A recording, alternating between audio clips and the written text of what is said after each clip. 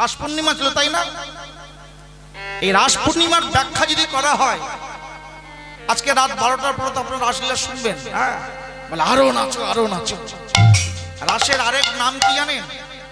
রাসের আরেক নাম কাম নিধন যজ্ঞ।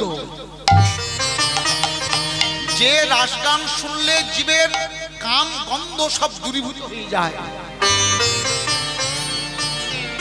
ঝাড়খণ্ড দিকে যখন রাস গান করা হয়, ভক্তরা সামনে বসে হাউ হাউ করে কাঁদে রাস গান শুনতে। বীরভূমে রাস গান শুনে ছেলে মেয়েরা কাঁদে, আর আমাদের দক্ষিণ 24 পরগনা রাস গান শুনে শুধু ধৈ ধৈ ধৈ করে নাচে। রাত 12টার পরে রাস গান হয় কেন? যে তখনকার দিনে রাত 12টার সময় কুচো কাচা সব ঘুমিয়ে পড়বে, বুড়ো বুড়িদের নিয়ে রাসলীলা হবে, এটাই ছিল নিয়ম। আর এখন বর্তমান দিনে রাত 12টা সব ঠিক হয়ে যাবে। আর এই একাদশী তিথি ওই ঠাকুর মশাই কি করছে, বলছে পদ্মা এক কাজ করো, আজকে তো একাদশী তিথি, আজ ওই আমি শিষ্য মহলে যাব, গোবিন্দকে আজকে জল তুলসী দিয়ে আমি বিদায় নেব। এক কাজ করো, তোমাকে আজ কোনো কর্মটমর করতে হবে না, তুমি ঘরে ফিরে যাও। যখনই শুনেছে মনে মনে ভাবছে কর্ম তো করবো না, কিন্তু খাবোটা কি? আমি খাবো কি, আর আমার ছেলে খাবে কি, আর আমার ঘরে যে মাধব সেও খাবে কি? কিন্তু মুখ ফুটে স্পষ্ট হয়ে বলতে পারলো না যে ঠাকুর মশাই কাজ করবো না ঠিক আছে, কিন্তু খাওয়ার জন্য কিছু আমাকে দিতে হবে। কথা বলার সাহসটা হলো না। অবনত মস্তকে মাথা নিচু করে মনের দুঃখ মনে নিয়ে যখন ঘরে ফিরছে, ওই মাধব বারান্দায় দাঁড়িয়ে আছে। দাঁড়িয়ে থাকতে দেখছে মা আসছে।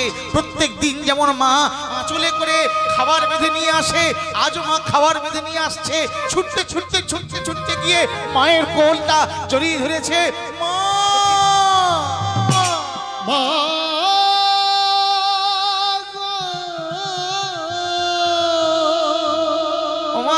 মা কি এনেছো দাও না, কি খাবার এনেছো আমাকে দাও।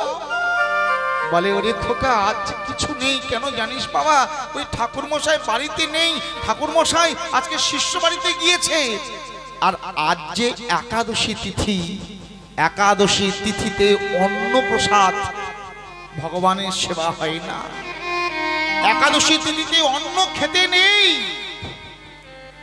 ছোট্ট মাধব তো অবুঝ, বোঝে না। ও মা অন্ন খেতে নেই তা কি আছে, অন্য তো কিছু খেতে আছে, ফল খেতে আছে, খাবার খেতে আছে। খেতে তো আছে, কিন্তু তার কাছে তো কিচ্ছু নেই। আচ্ছা, মা যদি সন্তানকে সন্তান যদি মাকে বলে মা খিদে পেয়েছে, মায়ের কাছে যদি কিছু না থাকে, মায়ের প্রাণটা কেমন হয় বলুন তো? মা যেন তেন প্রকারে ভিক্ষাবৃত্তি করে এনে সন্তানকে খাওয়ায়। আর সেই সন্তান যখন বড় হয় কি হয়?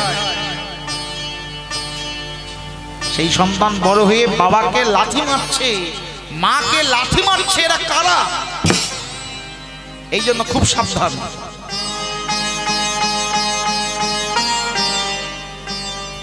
সন্তান যখন পেটে আসে, গর্ভে আসে, 7 মাসে 7 ভক্ষণ দেওয়া হয় না? দেওয়া হয়? কথা বলুন, একটু কথা বলুন। দেওয়া হয়? আচ্ছা, এই 7 ভক্ষণটা তো 5 মাসে দেওয়া যেত, 6 মাসে দেওয়া যেত, 7 মাসে দেওয়া হয় কেন? জানা আছে কারো? তাহলে শুনুন, গর্ভে যখন সন্তানের 7 মাস বয়স হয়, সন্তানের স্মৃতিশক্তি বাড়ে, শ্রুতিশক্তি হয়, মানে ব্রেনে ধরে রাখতে পারে, কানে শুনতে পায় 7 মাস বয়স থেকে গর্ভে। এই জন্য তৎকালীন দিনে ওই মেয়েকে বাড়িতে ডেকে এনে বা বৌমাকে ওই 7 মাসে 7 ভক্ষণ দেওয়া হতো। কেন? ওই 7 মাসে ভাগবত কথা শোনানো হতো, কৃষ্ণ নাম শোনানো হতো, কৃষ্ণের প্রসাদ মুখে দেওয়া হতো। ওই গর্ভের মা শুনবে, মার সাথে সাথে গর্ভের সন্তান শুনবে। আর ভগবান প্রাণ গোবিন্দের প্রসাদ দেওয়া হতো, ভাগবত কথা শোনানো হতো। আর এখন এই এখন মেয়েকে ডেক মানে বাড়িতে আনার আগে ফোন যাচ্ছে, খুকি গাড়ি পাঠিয়েছি চলে আসবি, কি বাজার করবো বল, খাসি আনবো না মুরগি আনবো না পাঁঠা আনবো না ছাগল আনবো, কি আনবো বল। মেয়ে বলছে বাবা যেদিন থেকে শ্বশুর বাড়ি এসেছি ঠিক মতো ছাগল খাওয়া হয় না,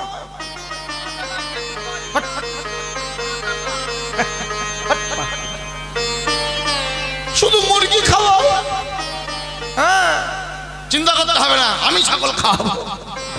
একেবারে ছাগলের মাংস থালা থালা ধরিয়ে দিই। ঘটবে সন্তান, মা ছাগলের মাংস খাচ্ছে, সেই ছাগলের রসে পেটের সন্তান ফার্স্ট ক্লাস ছাগল তৈরি হচ্ছে।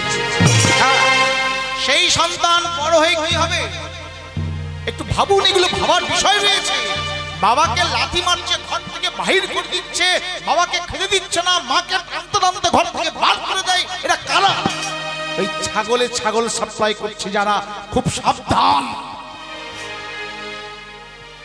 ভক্তি পথে একটু থাকুন, দেখবেন আপনার জীবন একেবারে সম্পূর্ণ পাল্টে যাবে। কিভাবে ভগবান পাল্টাবে আপনি কল্পনা করতে পারবেন না। অনুপমদার কীর্তনে সন্তুষ্ট হইয়া উত্তম পুরকায় সামান্য 85 টাকা উপহার দিলেন। নিতাই গৌর প্রেমানন্দে, হরি হরি বল।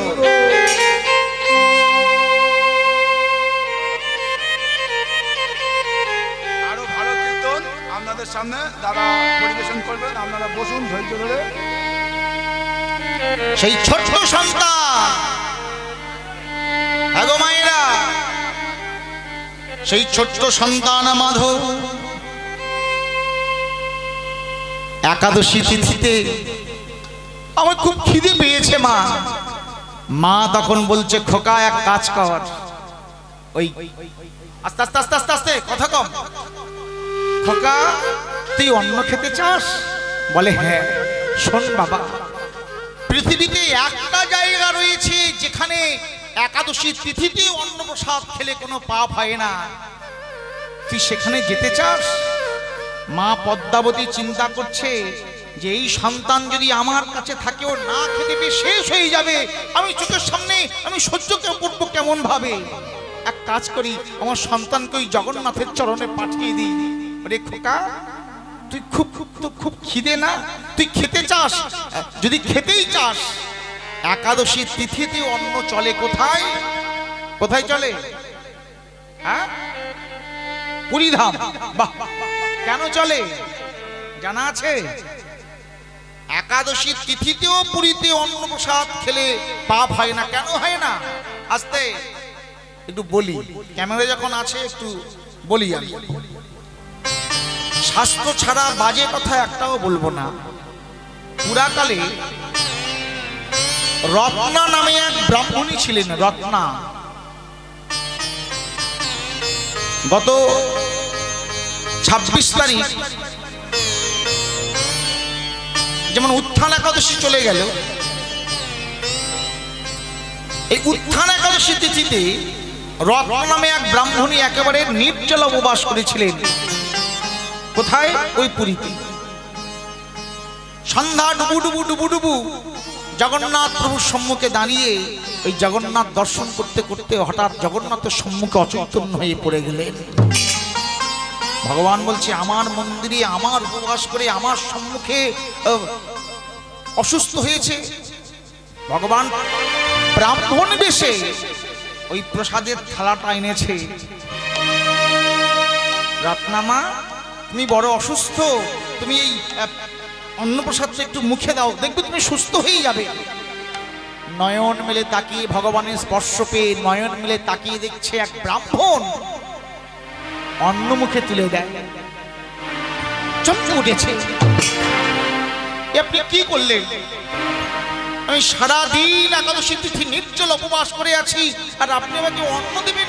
ছি ছি ছি ছি ছি, আমি কি দেখছি? এত বড় সাহস আপনার! মৃত্যু হয়ে যায় যা, কিন্তু একাদশী তিথিতে অন্ন মুখে আমি কখনো দেব না। ভগবান চিন্তা করছে আমার সম্মুখে যদি ভক্তের মৃত্যু হয় তাহলে আমার নামে কলঙ্ক হয়ে যাবে। তাই স্বয়ং জগন্নাথ নিজের মূর্তি ধারণ করে প্রকাশ হলেন আর রত্নামাকে বললেন, মা চিন্তার কোনো কারণ নেই, তুমি এই প্রসাদ পাও। আজ থেকে কথা দিলাম এই একাদশী তিথিতে পুরী ধামে যদি কেউ অন্ন প্রসাদ গ্রহণ করে তার কোনো পাপ হবে না। হনুমানের লেজ পোড়ানোর কথা না, মুখ পুড়িয়ে দিয়েছিল। আরে হনুমান তুই যা, যার মুখের দিকে তাকাবি দেখবি সব মুখ পুড়ে আছে, চিন্তা করার কারণ নেই। রত্নামা আমি কথা দিলাম আজ থেকে পুরীতে অন্নপ্রসাদ গ্রহণ করলে কোনো পাপ হবে না। নেতাই গৌর হরি বল হরি বল। যা বাবা তুই ওখানেই যা, আমি আশীর্বাদ করছি তুই ওখানেই জগন্নাথের কৃপা পাবি। ছোট্ট মাধব মাকে প্রণাম জানিয়ে চলেছে ওই পুরী ধামে। আমি চলে যাই, আমি চলে যাই, আমি চলে যাই, আমি চলে যাই, আমি চলে যাই, আমি চলে যাই, আমি চলে যাই,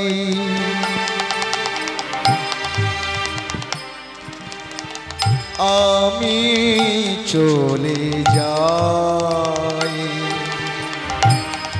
আমি চলে যাই,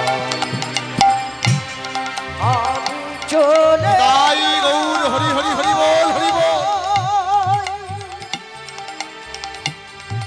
আমি চলে যাই, আমি চলে যাই,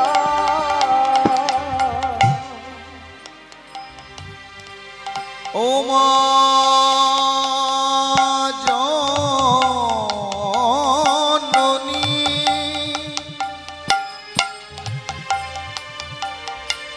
জন্মভূমি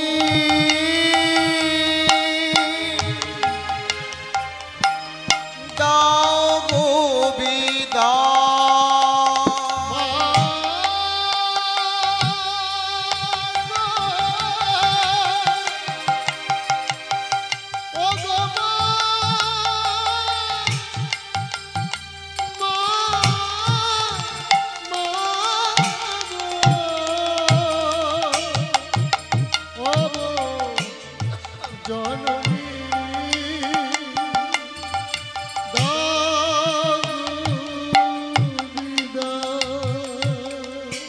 মাকে প্রণাম জানিয়ে মনের আনন্দে চলেছে জগন্নাথ দর্শনে। 3 দিন অনিদ্রায় অনাহারে গিয়ে পৌঁছালেন জগন্নাথ প্রভুর কাছে। আসতে আচ্ছা মাধব দাসী জগন্নাথ প্রভুর কাছে গেলে উদ্দেশ্যটা কি? জগন্নাথ দর্শনে যে গেলেন তার মূল উদ্দেশ্য পেট ভরে খাওয়া, তারপর তো কৃপা। জগন্নাথ প্রভুর সম্মুখে দাঁড়িয়েছে, জগন্নাথ দর্শনে তার যত ক্ষুধা ছিল, যত তৃষ্ণা ছিল সব দূর হয়ে গিয়েছে, এক এক করে সব দূর হয়ে গিয়েছে।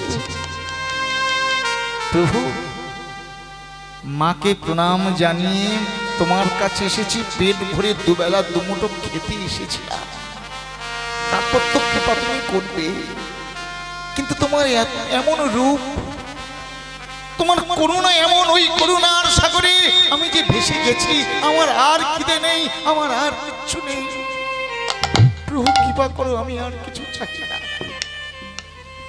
মন্দিরের কাছাকাছি একটা পাতার কুঠির নির্মাণ করলেন। পাতার কুঠির নির্মাণ করে ভগবান ওই জগন্নাথের সম্মুখে প্রতিজ্ঞা করলেন, প্রভু বাবা তো মারা গেল, যে খাওয়ার জন্য আমি এসেছি তোমার কাছে, আমি প্রতিজ্ঞাবদ্ধ হলাম আজ থেকে আমি কোনোদিন নিজে যাচক হয়ে আমি কারোর কাছ থেকে কিছু যেচে কখনো আমি খাবো না।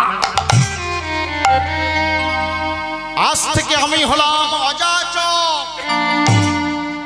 যদি কেউ কিছু আমাকে খেতে দেয় তবে খাবো, তা না হলে আমি আজীবন, যদি মৃত্যু পর্যন্ত হয় আমি না খেয়ে থাকবো। প্রভু আমি এই কথা দিলাম, প্রভু কৃপা করো, তুমি ছাড়া আমার আর আপন কেউ নেই। বাবা তো মারা গেল, মা অনেক আশা নিয়ে অনেক স্বপ্ন নিয়ে তোমার কাছে পাঠিয়েছে ভক্ত হওয়ার জন্য, খাওয়ার জন্য। আমি খাওয়ার ত্যাগ করলাম, কিন্তু একটা বস্তু, ভক্ত তো আমাকে হতেই হবে, তোমার কৃপা তো পেতেই হবে। তোমার কৃপা থেকে যদি বঞ্চিত হই, মা যদি জানতে পারে এই মুখটা আমি মাকে কেমন দেখাবো, কেমন ভাবে আমি। প্রভু গো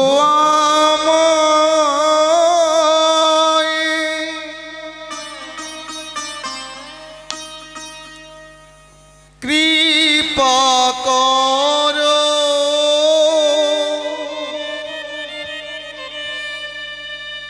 দয়া করো,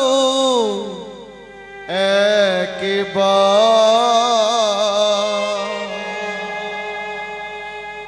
কৃপা করো, একবার। নিতাই গৌর হরি হরি হরি হরি বল।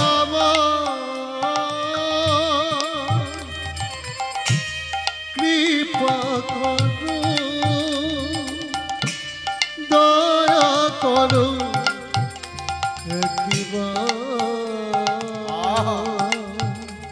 প্রভু কৃপা করো একবার। প্রভু গো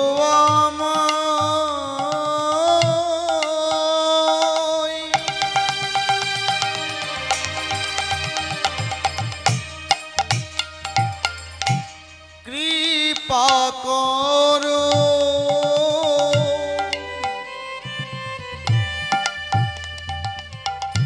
দয়া করো, একবার কৃপা করো, একবার।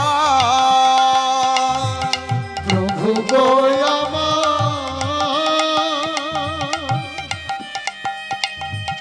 কৃপা করো, দয়া করো,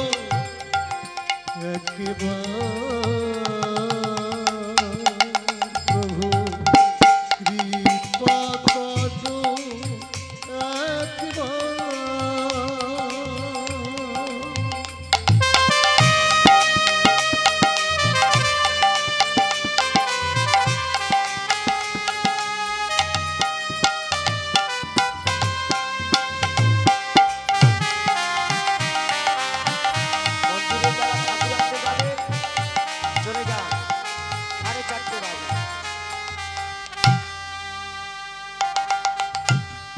যুগে যুগে তুমি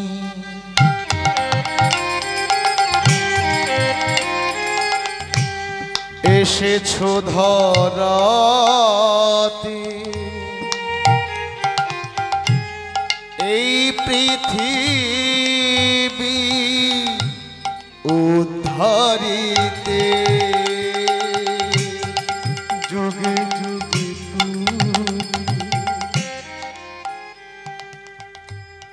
এসেছো ধরাতে,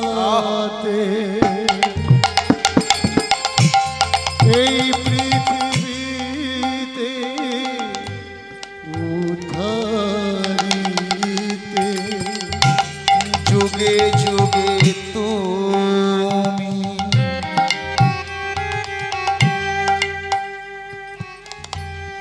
এসেছো ধরাতে,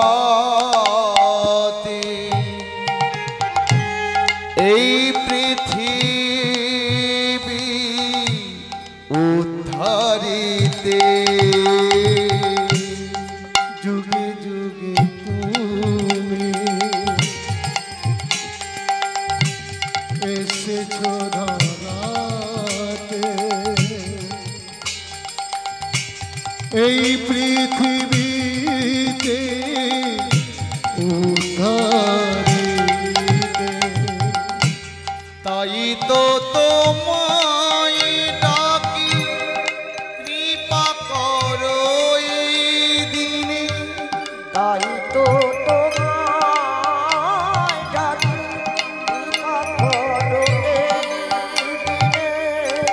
তাই তো তোমায় ডাকি, কৃপা করো এই দিনে। তাই প্রভু না করিলে দয়া, বলো আমি যাব কোথায়। প্রভু গো আমার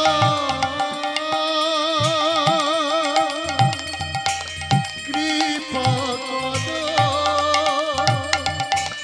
দয়া করো একবার। তাই গৌর হরি বল, হরি বল। প্রভু কৃপা করো একবার। প্রভু আমার,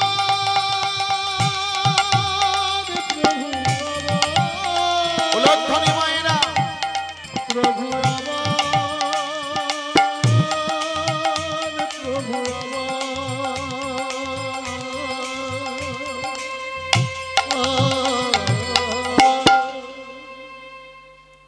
জয় রাধে মায়েরা। ভক্ত যদি ডাকে ভগবান কি না এসে থাকতে পারে? 3 দিন অনাহারে ভক্ত মাধব দাস রয়েছে, ভগবান কি থাকতে পারে? ভগবান গভীর রাত্রে স্বয়ং লক্ষ্মীর কাছে গিয়েছে, শোনো লক্ষ্মী, আমার ভক্ত 3 দিন অনাহারে, যাও ওই ভক্ত মাধবকে কিছু প্রসাদ খাইয়ে এসো। স্বয়ং জগন্নাথ, যে পাত্রে জগন্নাথের প্রসাদ দেওয়া হয় সোনার পাত্র, সেই সোনার থালাতে করে স্বয়ং জগন্নাথ মন্দিরের চূড়ার সমান প্রসাদ সাজিয়ে মা লক্ষ্মীকে পাঠিয়েছে। যাও লক্ষ্মী, মাধবকে দিয়ে এসো। ওই মাধবের সম্মুখে গিয়েছে কে? স্বয়ং মা লক্ষ্মী। মাধব, কে মা? তোমাকে চিনলাম না তো। কি রূপ তোমার, এত অপরূপ দেখতে, এত গভীর রাতে তুমি কে? বলে আমার নাম চঞ্চলা। চঞ্চলা? হ্যাঁ আমি চঞ্চলা। আমার মন সবসময় ওই চঞ্চল, ফুরুত ফুরুত ফুরুত করে। আমি এক জায়গায় বেশিক্ষণ থাকি না। আমার স্বামী জানতে পেরেছে তুমি 3 দিন অনাহারে রয়েছো, তাই 3 দিন অনাহারে রয়েছো, তাই তো আমার স্বামী আমার জন্য খাবার পাঠিয়েছে তোমার জন্য আমার কাছে। এই নাও, খেয়ে নাও। প্রসাদের দিকে তাকিয়ে আছে। জীবনে এমন প্রসাদ কখনো দর্শন করিনি। বাবা ছিল হত দরিদ্র, ভিক্ষা করে নিয়ে আসতো খুদ, তন্ডুল, আলু সিদ্ধ খাওয়া হতো। বাবা মারা গেল, মা যখন ওই ব্রাহ্মণের বাড়িতে কাজ করত, মাঝে মাঝে চোয়া রুটি, বাসি রুটি, একটু খাবার তরি তরকারি দিয়ে আসতো। মা নিয়ে আসতো, আমার জন্য খেতাম। কিন্তু এত ভালো প্রসাদ আমি কখনো চোখে দেখিনি মা। আমি খাবো কেমন করে? এ তো খেতে সারা রাত কেটে যাবে। বলছি এক কাজ করো মাধব, তুমি সারা রাত ধরে সেবা করো, আমি সকাল হলে ওই প্রসাদের পাত্র আমি নিয়ে যাব। সারা রাত ধরে প্রসাদ সেবা করছে, সারা রাত। কখন যে নিদ্রা দেবী নয়নে ঢলে পড়েছে মাধব বুঝতে পারল না। মাধব নিদ্রার কোলে ঢলে পড়েছে। সমস্যাটা হলো সকালবেলা। এই সকালবেলা পুরীর পান্ডারা দেখলেন যেখানে সোনার পাত্র থাকে, প্রসাদী পাত্র জগন্নাথের, সেখানে প্রসাদের পাত্র নেই, সেই প্রসাদের পাত্র চুরি হয়ে গেছে। প্রসাদের পাত্র চুরি হয়ে গেছে।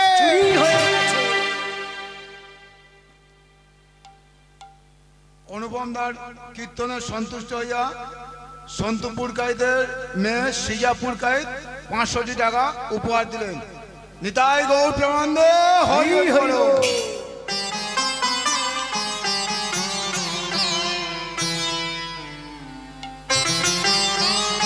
আর একটা কথা, যারা মন্দিরে মাকে আনতে যাবেন, আমাদের গাড়ি ছেড়ে দিচ্ছে, আপনারা প্রত্যেকে সরবেরে বাজারে চলে যান। আমাদের গাড়ি ওখানে দাঁড়িয়ে আছে, অন্ধকার হয়ে আসছে। যারা ঠাকুর আনতে যাবেন আপনারা চলে যান। মায়েরা,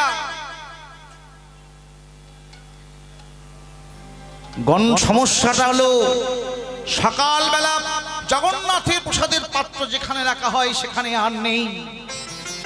চারিদিকে প্রচার হয়ে গেল জগন্নাথের প্রসাদের পাত্র চুরি হয়ে গেছে। জগন্নাথের প্রসাদের পাত্র চুরি হয়ে গেছে, চুরি হয়ে গেছে। চারিদিকে ধন্য ধন্য ধন্য করে দেখছি জগন্নাথের প্রসাদের থালা। অবশেষে মন্দিরের পাশে একটা পাতার কুঠির, ওই পাতার কুঠিরের মধ্যে লুকানো আছে ওই জগন্নাথের প্রসাদের সোনার থালা। আর তার পাশেই এক সাধু বাবা নিদ্রায় মগ্ন। এই তো পেয়েছি সোনার থালা, এই তো জগন্নাথের প্রসাদের পাত্র, এই তো পেয়েছি। এই সাধু তালে জগন্নাথের থালা চুরি করেছে। এই ডাক,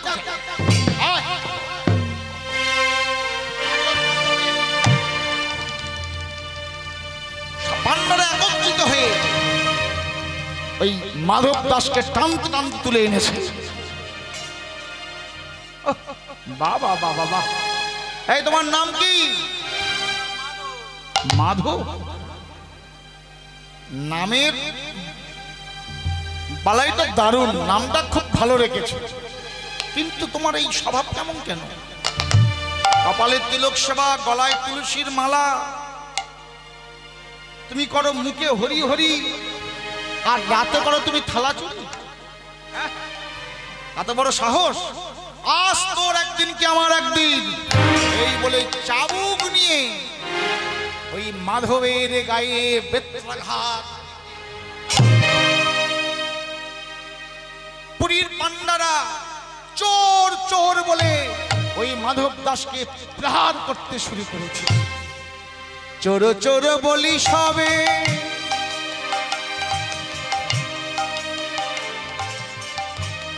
করে বেত্রাঘাত।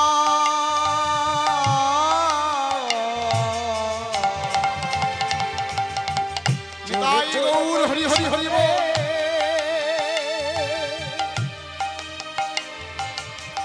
করে বেত্রাঘাত।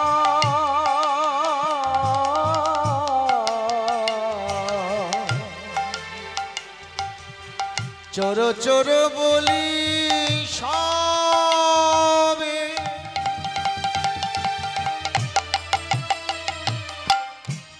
করে বেত্রাঘাত।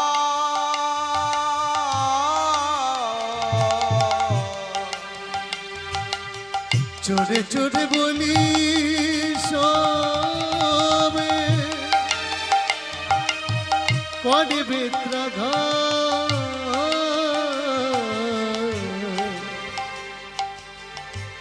ভক্তির লাগি শ্রী জগন্নাথ সহিল আঘাত।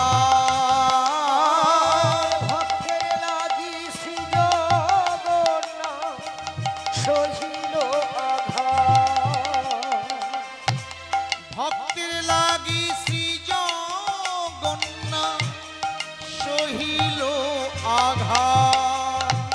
ভক্তের লাগি শ্রী জগন্নাথ সহিল আঘাত। প্রচুর বলি সবে বেত্রাঘাত করছে, আর যত বেত্রাঘাত করছে জগন্নাথ সেই আঘাত নিজ বক্ষে ধারণ করছে। বলে ওরে পাষণ্ড, তোরা জানিস না কোন ভক্ত যদি মনে প্রাণে আমার যুগল তরণে সবকিছু সঁপে দেয়, সে দেহ তার থাকে না, সে দেহ আমার হয়ে যায়। ও যত বেত্রাঘাত করবি সেই বেত্রাঘাতের আঘাত আমার অঙ্গে লাগবে, আমি ধারণ করব কেন? আমি ভক্তির ভগবান, আমি ভক্ত বড়।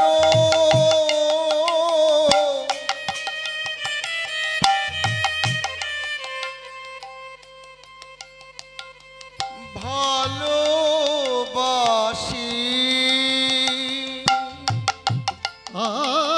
ভক্ত বড় ভালোবাসি, ভক্তি রঙ্গের আঘাত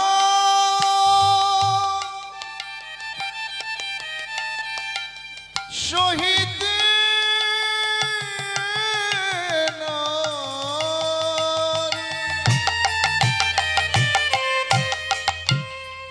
আমি ভক্ত বড়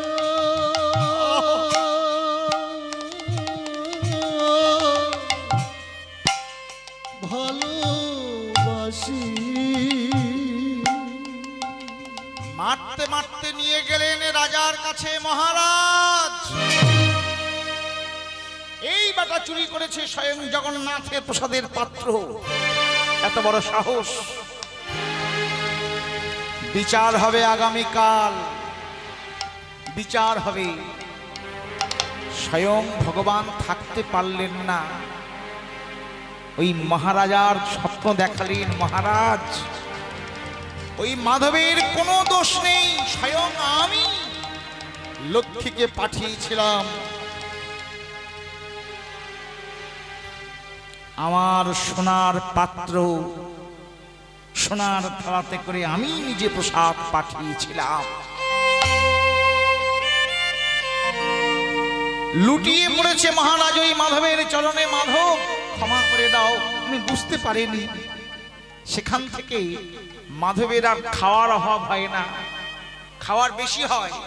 পুরীতে প্রচার হয়ে গেল, 5টা 15তে দল নিয়ে আসবে। সন্তু শোনো, 5টা 15তে দল নিয়ে এসো খোকা। বেশ, আর খাবারের অভাব হয় না। দিন যায়, সপ্তাহ যায়, মাস চলে যায়। পুরীতে জগন্নাথ প্রভুর সঙ্গে বন্ধুত্ব সম্পর্ক হয়ে যায়, চলে যায়। কার? এই মাধব দাসের। একদিন মাধবের ইচ্ছা হয়েছে বৃন্দাবন যাবে। বৃন্দাবন, মহারাজ আমার খুব ইচ্ছা হয়েছে একটু বৃন্দাবন যাব, আপনি যদি কৃপা করে একটু আমাকে অর্থ সাহায্য করতেন, আমি বৃন্দাবনে যাব। মায়েরা, আমি বৃন্দাবনে যেতাম। আরে মাধব, তুমি বৃন্দাবনে যাবে, যত টাকার দরকার আমি দেব বৃন্দাবনের খরচা। বেশ, কিন্তু বৃন্দাবনে কেন যেতে চাও? কেন যেতে চাও? মাধব দাস বলেছিল, মহারাজ এই মন আর মানছে না, মন আর মানছে না। আমার মন মানে না, যাব বৃন্দাবন। উলুধ্বনি, জয়ধ্বনি। যাব বৃন্দাবনে, আমার মন মানে না, যাব বৃন্দাবনে। আমার মন মানে না, যাব বৃন্দাবনে। আমার মন মানে না, যাব বৃন্দাবনে। আমি নয়ন ভরে দেখব সদাই, আমি নয়ন ভরে দেখিব সদা, নয়ন ভরে দেখব সদাই।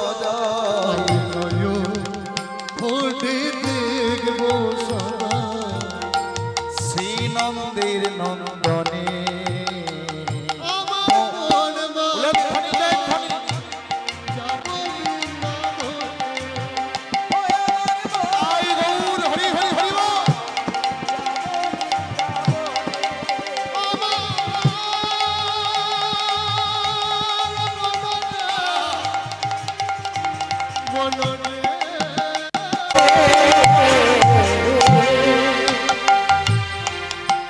শ্যামকুণ্ড রাধা কুণ্ড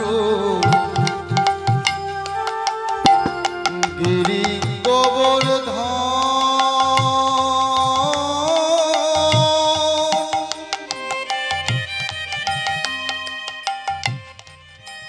নয়ন ভরে দেখিব সদা মধুর বৃন্দাবন শ্যামে কুণ্ড রাধা কুণ্ড গিরি গোবর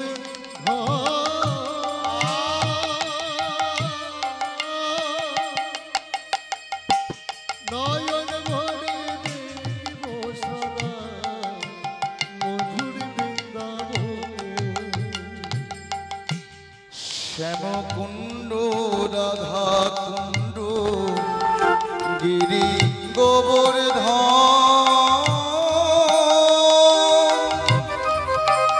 নয়ন ভরে দেখিব সদাই মধুর বৃন্দাবন শ্যামে কুণ্ড রাধা কুণ্ড গিরি গোবর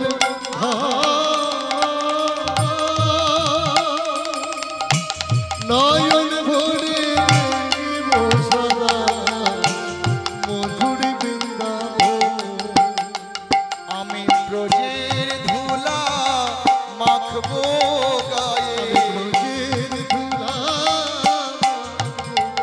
আমি ব্রজের ধুলা মাখবো গায়ে আমি ব্রজের ধুলা মাখবো গায়ে রাধা রাধা বলি মন মানে মানে না যাব বৃন্দাবনে ও আমার মন মানে না, যাব বৃন্দাবনে। আমি যাব রে তাই গৌর হরি হরি হরি বল হরি বল আমি বৃন্দাবনে যাব আমি বৃন্দাবনে যাব বৃন্দাবনে যাব বৃন্দাবনে যাব বৃন্দাবনে এসেছে বৃন্দাবন শ্যামকুণ্ড রাধাকুণ্ড গিরি গোবর্ধন কৃষিঘাট বংশীপট এক এক করে সব দর্শন করছে আহা, কি শান্তি। আচ্ছা বৃন্দাবনে সবাই গিয়েছেন তো? যারা যাননি এখনো পর্যন্ত চিন্তা করছেন অনেক টাকা খরচা, এই ছেলে মেয়ে পাশ করলে তারপর যাবে। যখন মন টান্ড চলে যাবেন বেশি খরচা নয়। ছেলে মেয়ে পাশ করার আগেই ভগবান আপনাকে ডাক দেবেন না তার কোনো মানে আছে? হ্যাঁ, আপনি আম খাচ্ছেন, একটা আম পাকা আম, আপনাকে যদি জিজ্ঞেস করা হয় বাবা আমটা কেমন মিষ্টি, আপনি বললেন খুব মিষ্টি। কতটা মিষ্টি যে খাচ্ছে কিন্তু সেই জানবে, আদার্স অন্য কেউ বলতে পারবে না। ঠিক তেমনি যে বৃন্দাবন দর্শন যা ধামে কেন আমরা যাব তার তো কারণ আছে। নবদ্বীপ ধাম, ওই পুরী ধাম, বৃন্দাবন কেন আমরা যাই? কারণ ধামে মহাত্মাদের চরণ রেণু পাওয়া যায়, চরণ রেণু থাকে। ওই মহাত্মাদের কৃপা পেতে গেলে তাদের চরণ ধুলো দরকার। একটা কথা ছিল না, ওই গুরুদেব শিষ্যকে একটা লোহার কাঠি দিয়েছে, বলে কাঠিটা নিয়ে তুমি সাগরের ধার দিয়ে যাবে, যে পাথর দেখবে ঠেকাতে ঠেকাতে ঠেকাতে ঠেকাতে যাবে, কিন্তু কোনো পাথর বাদ দিও না। বলে কেন? বলে ঠেকাতে যেতে যেতে যদি পরশ পাথরের স্পর্শ হয় তোমার লোহার কাঠিটা সোনা হয়ে যাবে। গুরু বাক্য শ্রবণ করে শিষ্য জালের কাঠিটা মানে লোহার কাঠিটা নিয়ে সাগরের ধার দিয়ে যাচ্ছে বটে, কিন্তু পাথর পছন্দ হয় না। যেটা সুন্দর দেখতে ঠেকিয়ে যায়, যেটা ব্যাকা কালো সেটা বাদ দিয়ে যায়। এই বাদ দিয়ে যেতে যেতে বাদের মধ্যে পরশ পাথরটা বাদ পড়ে গেল, তার লোহার কাঠিটা সোনা হলো না। এই জন্য যে সাধুগুরু বৈষ্ণব দেখতে পাবেন, যে গুরুজন দেখতে পাবেন, সেই গুরুজনকে প্রণাম করুন, শ্রদ্ধা ভক্তি। যার কাছে আকাশ শিখেছেন, একটা শব্দ শিখেছেন, সারা জনম তার চরণে মাথা নত করুন। এটাই নিয়ম, এটা আমার গর্ব, আমার বাবা শিখিয়েছে, বাবা শিক্ষা। যার কাছে একটা শব্দ শিখেছো, মৃত্যুর আগের দিন পর্যন্ত তার চরণে তুমি মাথা নত করে থাকো। সে গানের দিক থেকে হোক, তবলার দিক থেকে হোক, আর শিক্ষার দিক থেকে হোক, সে আজীবন তোমার গুরু।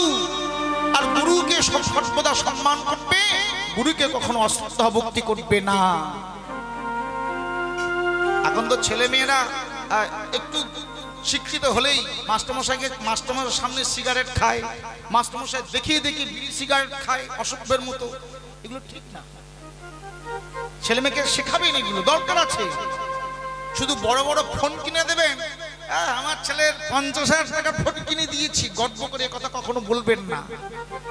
আপনি গর্ব করবেন সেদিন আপনি বলবেন যে আমার ছেলেকে আমি মানুষের মতো মানুষ করেছি, আমি সেদিন আপনার গর্ব হবে। 50,000 টাকার ফোন কিনে দিয়েছেন, 1.5 লক্ষ টাকার বাইক কিনে দিয়েছেন, আপনার ছেলে কখনো মানুষ হবে না। এটা কিনে দেবেন, আপনার ছেলে অমানুষ তৈরি হবে। তাহলে মানুষ কাকে বলে? মানুষ চোখ কান থাকলেই যে আমরা মানুষ, কি মানুষ আমি কীর্তন করছি বলে যে মানুষ হয়ে গেলাম তা না। মানুষের ক্লাসিফিকেশন আছে। বলে মানুষ কুলে জন্ম নিলে মানুষ বলে না, মানুষ হবে জাগবে যেদিন জ্ঞানের চেতনা। আমাকে সেদিন মানুষ বলা হবে। কোন দিন? যেদিন আমার পূর্ণ জ্ঞানের প্রকাশ হবে, সেদিন আমাকে পূর্ণরূপে মানুষ বলা হবে। ওই বৃন্দাবনে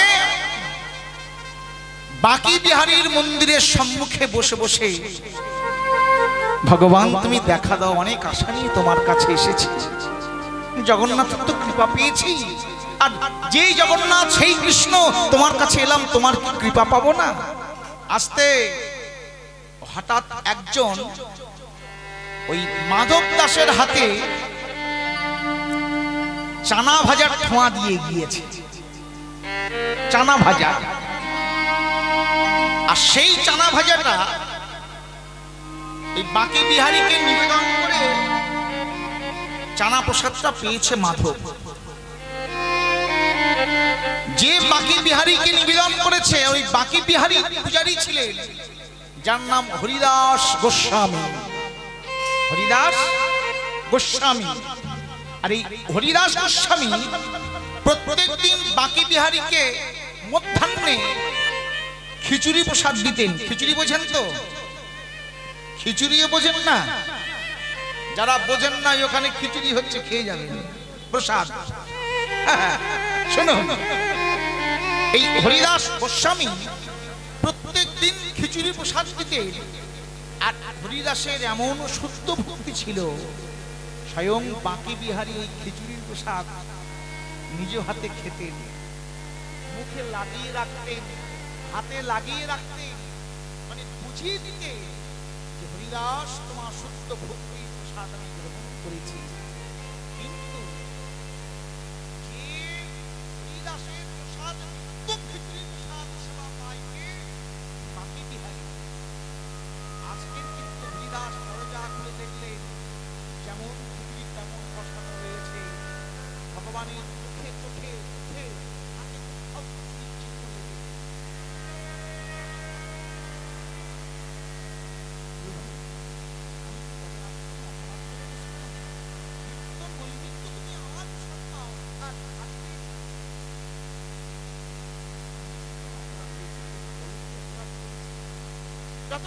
তুমি বলবে আমি প্রাণ আমি রাখবো না, তোমার চরণে আমি রক্তদান দিয়ে দেবো। আমি ভগবান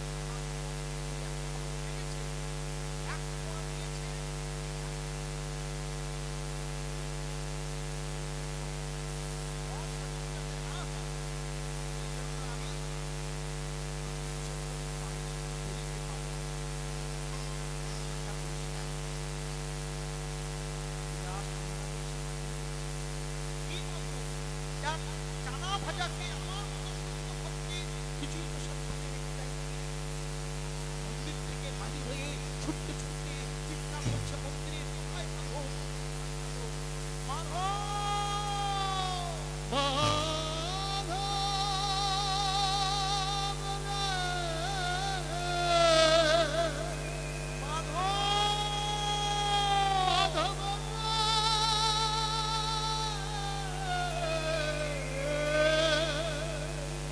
চারিদিকে তাকিয়ে তাকে দেখছি কোথায় কোন ভক্ত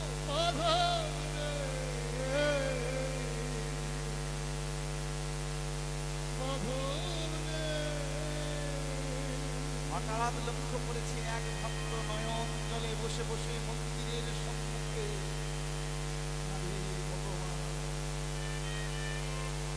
দয়াময়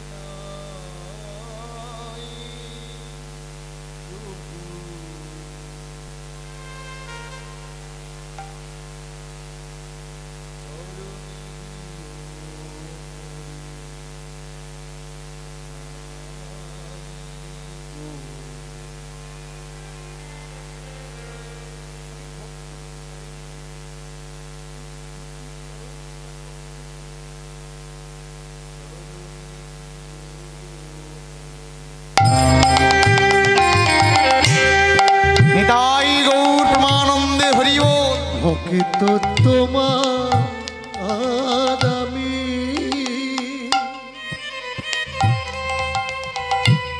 হতে পারি নাই প্রভু চরণ দিও মনে উলুধ্বনি জয়ধ্বনি।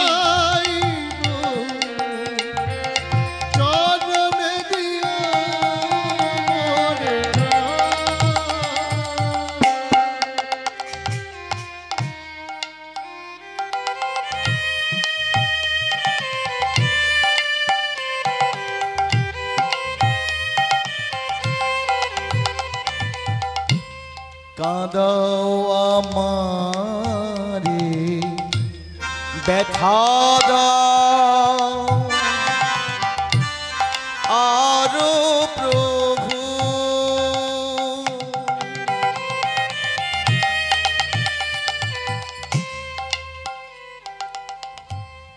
কাঁদাও আমারে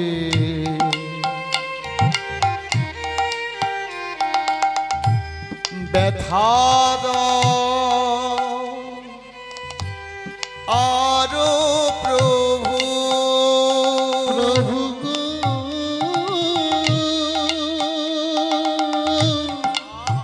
প্রভু গো প্রভু গো কাঁদাওয়া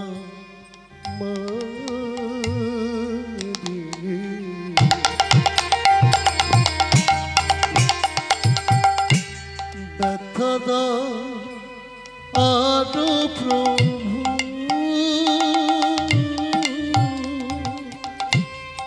ও চরণ ছাড়া করুণায় আমার কভু আর কাদামারে ব্যথা দাও আরো প্রভু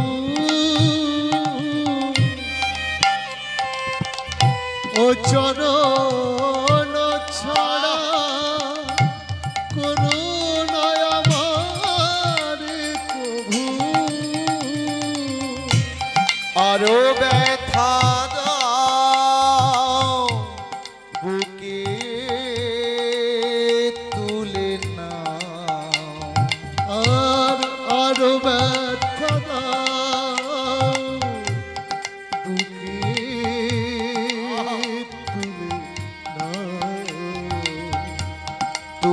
তো দয়ালো তাই গো, তুমি তো দয়ালো তাই। ভক্ত তোমার আমি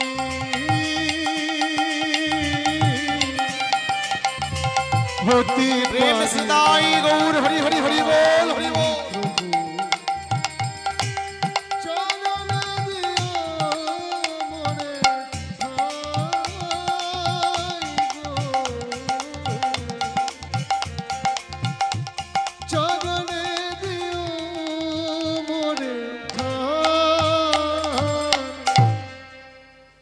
লুটিয়ে পড়েছে মাধব। মাধব তুমি কৃপা করো, মাধব কৃপা করো। তুমি জানো না আজ তোমার চানা প্রসাদ পেয়ে স্বয়ং বাকে বিহারী আমার খিচুড়ি প্রসাদ লিখে দিয়েছ, অভুক্ত অবস্থায় রয়েছে। এত তোমার ভক্তি, এত প্রেম। ওই চানা ভাজা যার হাতে খেয়েছে সেই মাধবকে কোলে করে নাচিয়ে তুলেছে কে? এই হরিদাস স্বামী বৃন্দাবনে প্রচার করে সনাতনরা। এই মাধব উড়িষ্যা থেকে এসেছে, এমন এক ভক্ত যার চানা ভাজা খেয়ে আমার মতো সুস্থ ভক্তের খিচুড়ি ফেলে রেখে দিয়েছে। তাহলে বুঝুন বড়কে, বড়কে হরিদাস গোস্বামী। দেখবেন আমি আগেও বলেছি মায়েরা, যদি নিজে বড় হতে চাও অন্যকে আগে বড় করো। যদি নিজে সম্মান পেতে চাও অন্যকে আগে সম্মান দাও, অন্যকে ভালোবাসো। যদি নিজে ভালোবাসা পেতে চাও অন্যকে ভালোবাসা দিতে হয়, তবেই ভালোবাসা পাওয়া যায়। সারা বৃন্দাবনে প্রচার হয়ে গেল, জয় জয়কার হয়ে গেল কার? এই ভক্ত মাধব দাসের। কিন্তু বৃন্দাবন আর ভালো লাগে না, মনটা পড়ে রয়েছে কোথায়? ওই জগন্নাথ প্রভুর কাছে। আর ভালো লাগছে না। বৃন্দাবনের মাটিকে প্রণাম জানিয়ে জগন্নাথ প্রভুর সম্মুখে এসেছে কোন দিন? ঠিক রথযাত্রার পূর্ব দিনে, আগের দিন এসেছে।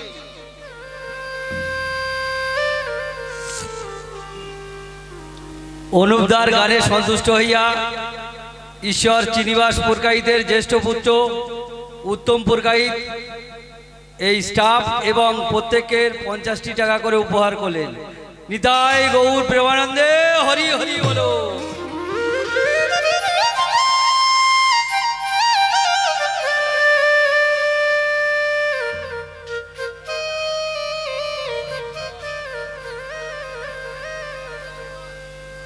জয় রাধে। তোমার নাম কি?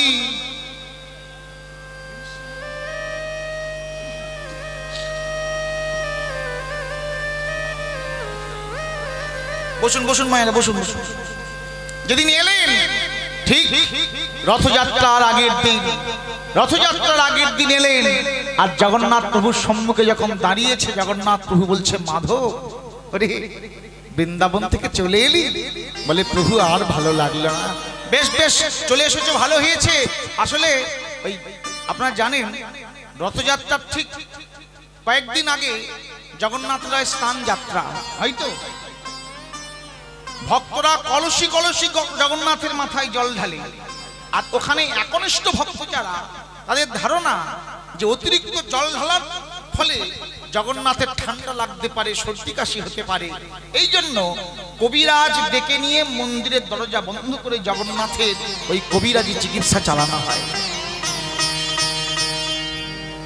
জগন্নাথ বলছে মাধব, আসলে এই 1 মাস তো ভালো ভালো ওষুধ দিয়েছে, যা খাই হজম হয়ে যায়, তাই এই আমার একটু কাঁঠাল খাওয়ার খুব ইচ্ছা হয়েছে। ও কাঁঠাল খাওয়ার ইচ্ছা হয়েছে, বেশ কাঁঠাল এনে দেবো? বলে না, কাঁঠাল শুধু এনে দেবো না, আমার খুব চুরি করে খাওয়ার ইচ্ছা হয়েছে কাঁঠাল। তো তুমি চুরি করে খাবে? বলে হ্যাঁ। কোথায়? বলে ওই মহারাজার বাগানে সব থেকে বড় গাছে সব থেকে বড় কাঁঠালটা চুরি করবো। আর সেই চুরিটা করে দেবে কে? সেটা আর কেউ নয়, সেটা হলি তুই। আজ রাত্রিবেলা প্রহরীরা যখন নিদ্রায় মগ্ন হবে, আমি তোকে নিয়ে যাব ওই রাজার কাঁঠাল বাগানে। আর ওই কাঁঠাল বাগানে কাঁঠাল চুরি করবি, তুই আমার সাথে গিয়ে পারবি তো? বলে প্রভু তুমি যা বলবে আমি তাই শুনবো। গভীর রাত্রে জগন্নাথ মাধবকে নিয়ে চলেছে কাঁঠাল চুরি করতে। গভীর অরণ্যে মাধব, নিতাই গৌর হরি হরি হরি বল।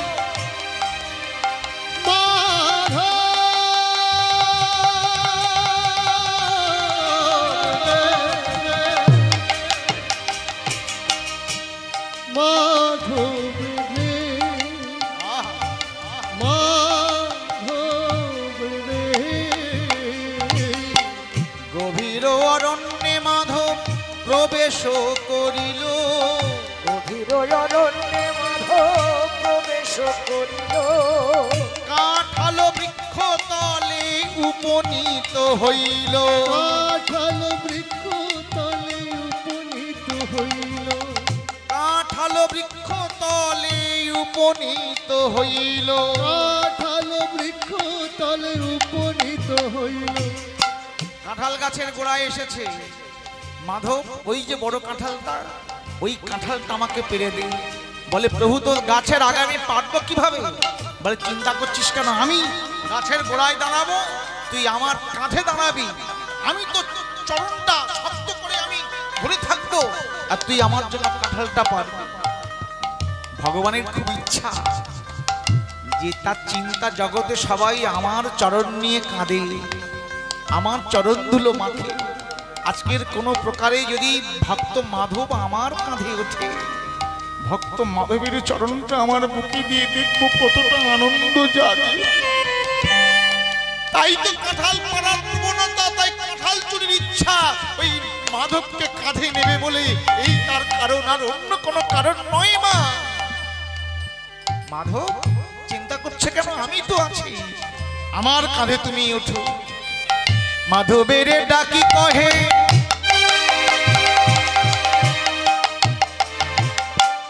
উঠো মোর কাঁধে,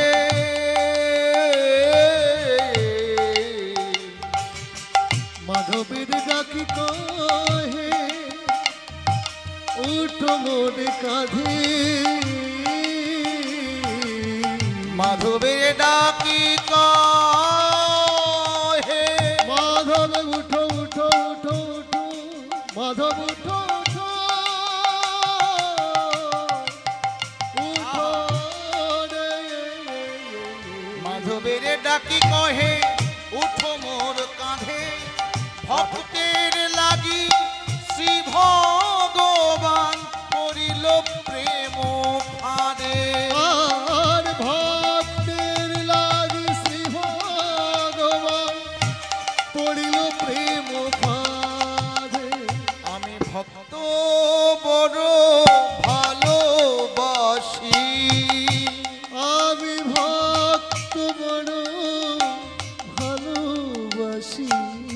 আস্তে ভগবানের কাঁধে উঠেছে, ভগবান মাধবের চরণটা ঠিক এইভাবে কাঁধে দাঁড়িয়ে আছে, চরণটা শক্ত করে ধরে আছে, আর ভগবানের কাঁধে উঠে ভক্ত এক হাতে একটা ডাল ধরে ঠিক ওই কাঁঠালটা, প্রভু আমার ভয় করছে, পড়ে যাব না তো? মাধব তুমি জানো না, মানুষ যাকে ধরে রাখে সে পড়ে যায়, কিন্তু আমি যাকে ধরে রাখি সে কখনো পড়ে যায় না। তুমি কাঁঠাল পারো, ভগবানের কি লীলা, ওই কাঁঠাল পারিতে পারিতে হঠাৎ হাত ফসকে ওই কাঁঠালটা পড়লো মাটিতে।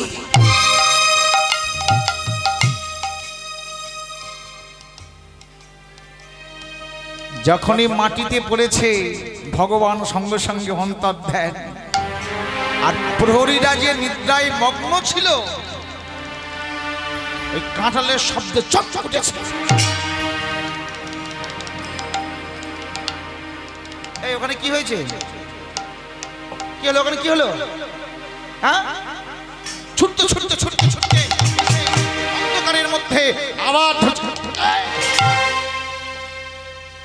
অন্ধকারে কাঁঠাল চটকে পাকলে একেবারে ধরেছে, এই ধরেছি ধরেছি। কিন্তু যখন ওই মুখে হারিকেনটা যখন ধরেছে অবাক হয়ে গেলেন। আবার সেই তিলকধারী ভক্ত মাধব, যে মাধবের জন্য স্বয়ং জগন্নাথ প্রসাদ থালা পর্যন্ত এনে দিয়েছিল। মাধব বাহ বাহ বাহ বাহ, দারুণ দারুণ মাধব, খুব ভালো।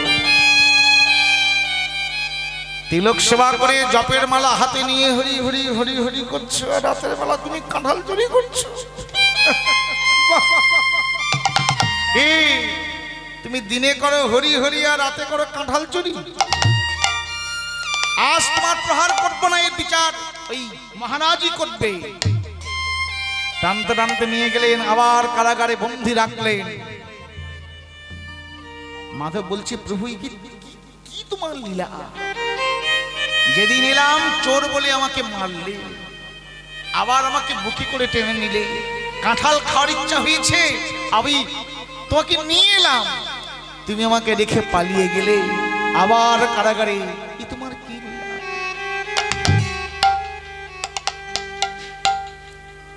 দয়াময় হরি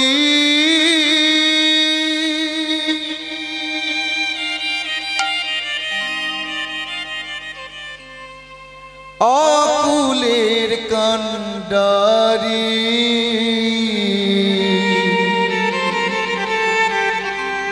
ভব ভয় হারি প্রাণারা,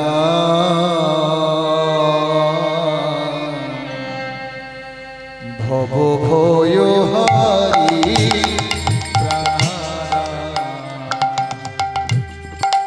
দয়াময় হরি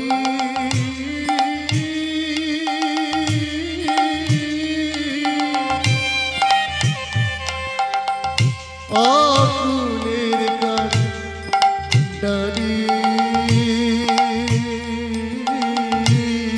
ভব ভয় হারি প্রাণারা,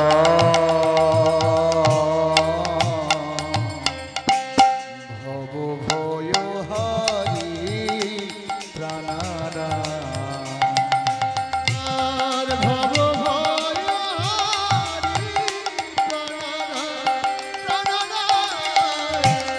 ভব নিতাই গৌর হরি হরি হরি বল। ভগবান সঙ্গে সঙ্গে মহারাজার আবার স্বপ্ন দিলেন, মহারাজ ওকে ছেড়ে দাও, ওর কোনো অপরাধ নেই, আমি গিয়েছিলাম চুরি করতে, আমি মায়েরা। তার প্রমাণ ওই উত্তরীয় গলে ভগবান ভক্তের মিলন হলো। কৃষ্ণ বলে নাচনে হরি